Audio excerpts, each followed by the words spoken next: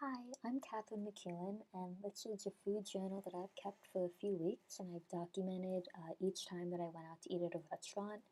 I'm currently studying abroad in London, so all of the places that I ate at are either in London or somewhere in Europe. A few weeks ago, I went for afternoon tea with a few of my friends, and we went to the Wallace restaurant, which is located inside of the Wallace Collection. And that collection is a really nice art gallery in the middle of London. I just had the cream tea, which is a pot of tea and it's scone with cream and jam. But my two friends got the full afternoon tea, which is what's pictured. The bottom tier had a few sandwiches, and the middle had scones with the jam and cream, and the top had carrot cake and chocolate mousse.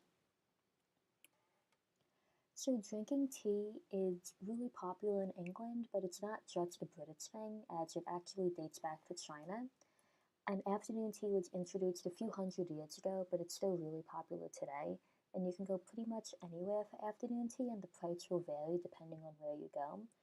The tea that I had was about £7, and that's equivalent to about nine American dollars. And the full afternoon tea was about £14, and that's equivalent to about $18. But you can go to a hotel and spend up to like £100 on afternoon tea. And the next place that I went to was also in London. It was Dumplings Legend, and I had chicken teriyaki with white rice.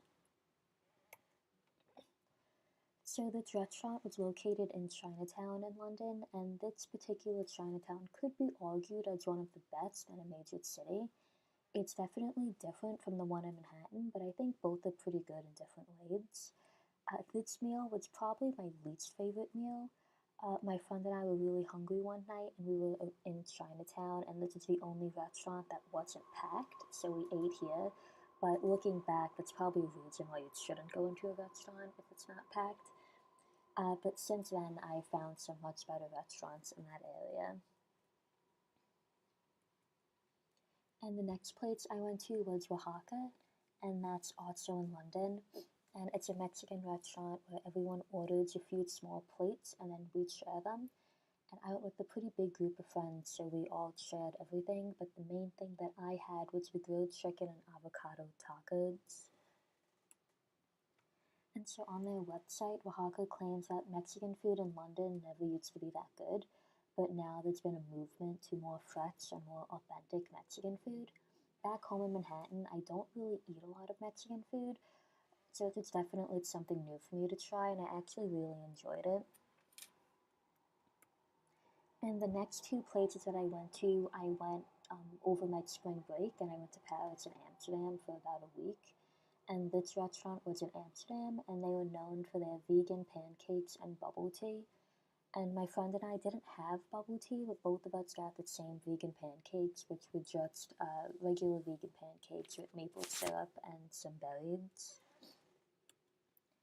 So Amsterdam is kind of known to have these small pancakes called mini Dutch pancakes, and they can be found in many outdoor street markets. And while what we had were not, authentic Dutch pancakes, they were still really good. And this was another restaurant that we ended up finding a little last minute. We were trying to kill time before we had tickets for a museum. But I'm glad that we found it because it ended up being one of our favorite meals of the trip. And the last place we went to was in Paris, and I had steak frites. And steak frites is just steak with french fries, and they gave me, I guess what they called a salad, but it was really just one piece of lettuce and a few tomatoes.